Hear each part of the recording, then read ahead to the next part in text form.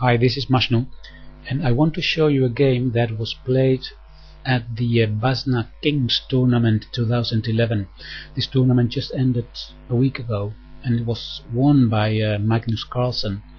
And with this performance, Magnus Carlsen is now #1 of the world, officially at the FIDE rating list.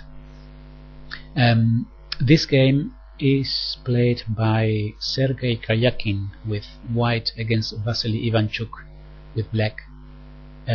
Was played in round 9, and here black plays the pair defense, and that is why my attention was drawn to this game, because I like to play the pair defense myself, and this game is not a very happy game for the pair defense, because Ivanchuk was slaughtered in 22 moves completely. It was a very short game, and white played very aggressively and won, attacking the black king. So let's have a look at the game, because this is something to have a look at and see where it went wrong. So knight f6, knight to c3, g6, f4 is called the Austrian attack, bishop to g7, knight f3. And now here black has two options, c5 and castling kingside. Those are the two possible moves here. I have tried myself c5 many times, and I like the move c5 because you immediately start trying to get some counterplay, attacking the center of white, and then this bishop on g7 can become alive. Well, it's a matter of taste maybe. Ivanchuk chose to castle kingside here. Now bishop to d3 and knight to a6, preparing to play c5 later, and also with the option of going to b4 and trading this bishop on d3. Castles, c5 was played, and now white answers by fixing the center with d5. And actually this is the important moment in the game, because it's necessary for black to understand that white has attacking chances. The plan for white in this variation is to bring the queen to e1, then bring the queen to h4, and then either play e5 or f5. If f5 is tried, then this diagonal is open to bring the bishop to h6, and later the knight can go also to g5. If e5 is played, so queen e1, queen h4, and then later e5, the idea is to chase away this knight from f6 and then play knight to g5, attacking h7. So those are the main plans. Also there is of course the option of bringing the rook to f3 and to h3, things like that.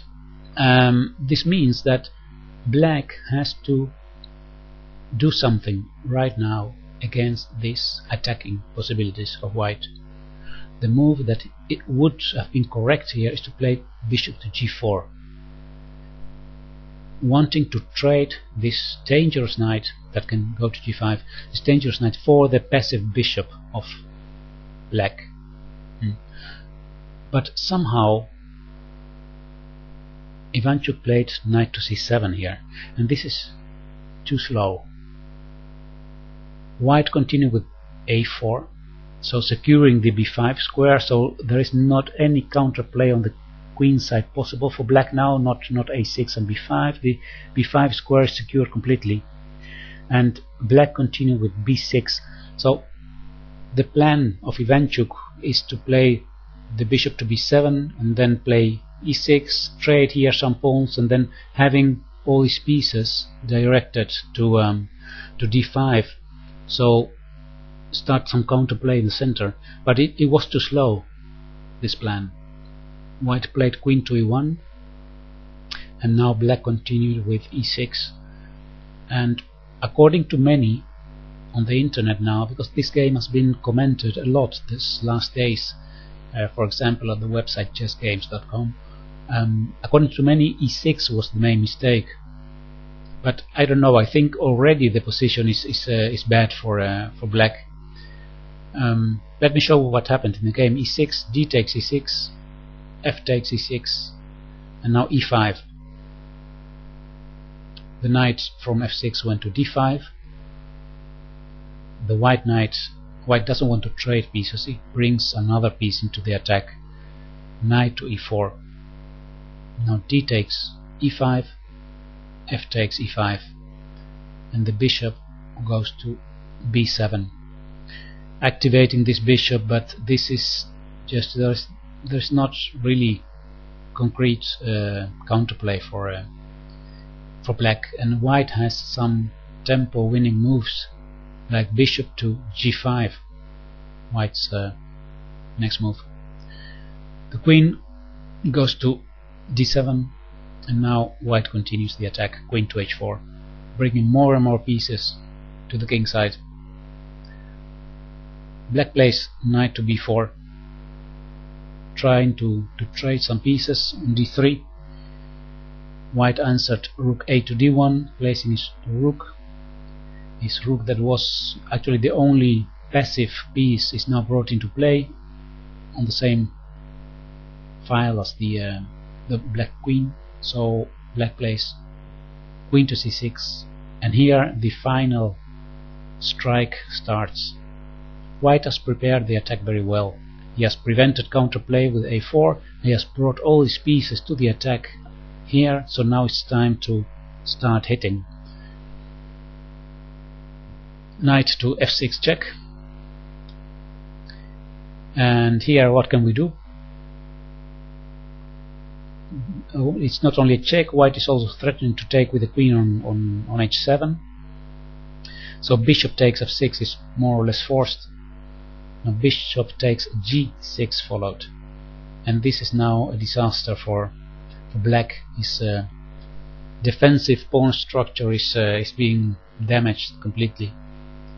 H takes g6 was played, bishop takes f6, threatens to give a check on h8 with the queen, followed by queen g7 check, and if the king runs away to e8, then it's mate on e7.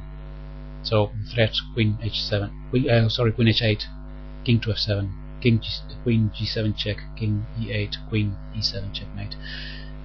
So that forces black to play rook takes f6, but also now after e takes f6 there are too many threats.